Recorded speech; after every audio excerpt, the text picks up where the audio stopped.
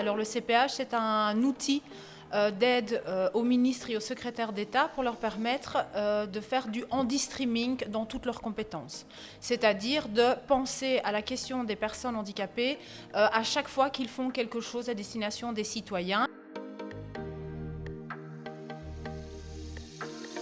Tout d'abord, on est à la disposition des ministres et secrétaires d'État, c'est-à-dire qu'à tout moment, ils peuvent nous demander un avis sur les textes de loi qu'ils sont en train de rédiger pour être sûr qu'ils n'ont pas oublié la question des personnes handicapées et qu'il n'y a pas d'effet pervers à une certaine législation qui pourrait pénaliser les personnes handicapées. Le deuxième moment, c'est l'avis de début, de milieu et de fin de législature, c'est-à-dire que nous sommes là pour regarder dans la déclaration politique si on a tenu compte suffisamment des besoins des personnes handicapées sur Bruxelles. On fait ce travail en début de législature pour donner des recommandations. On le fait en milieu de législature pour voir ce qui a été fait bien, pas bien fait, et aider les ministres et secrétaires d'État parfois à un petit peu réaxer leurs actions quand on se rend compte qu'il y a des manquements trop importants pour la population bruxelloise. Et puis en fin de législature, c'est un exercice que l'on a fait ici au mois de mai, c'est de pouvoir dire aux ministres et secrétaires d'État, voilà tout ce que vous aviez dit que vous alliez faire et voilà ce qui a réellement été fait pendant la législature.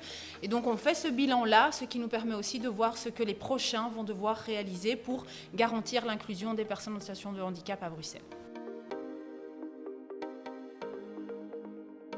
Il en ressort des choses positives, c'est-à-dire qu'on se rend compte que la question des personnes en situation de handicap est de plus en plus une préoccupation pour les différents ministres et secrétaires d'État. On n'en a pas un qui n'a rien fait, ça c'est une certitude. Donc je trouve qu'on progresse à ce niveau-là.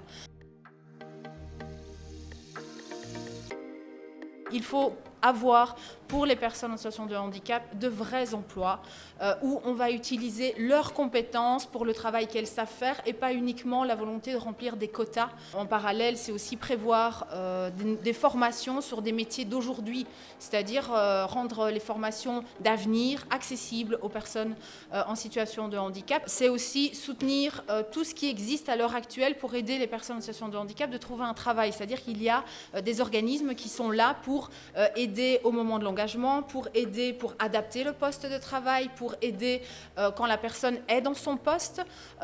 Mais tout ça, pour le moment, est encore assez fragile. On insiste aussi sur le fait qu'il y ait des statistiques des situations, c'est-à-dire que l'on puisse avoir une idée de combien de personnes à Bruxelles en situation de handicap ont un emploi dans le circuit ordinaire, combien de temps elles gardent cet emploi et peut-être quelles sont les raisons pour lesquelles elles ont perdu à un moment donné leur emploi pour réaliser où sont les failles du système actuel, parce qu'on sait qu'il y a des failles.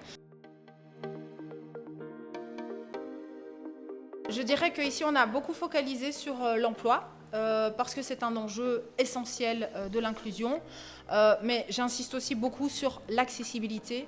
Et donc si on avait l'accessibilité depuis la crèche jusqu'à la fin de l'université et dans les entreprises, il y a beaucoup de problèmes qui sont liés à l'inclusion des personnes handicapées qui sauteraient.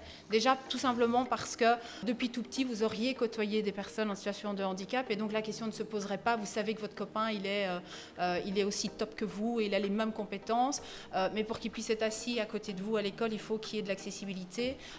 Et donc voilà, pour moi, l'élément central à toute cette inclusion reste quand même l'accessibilité au sens large.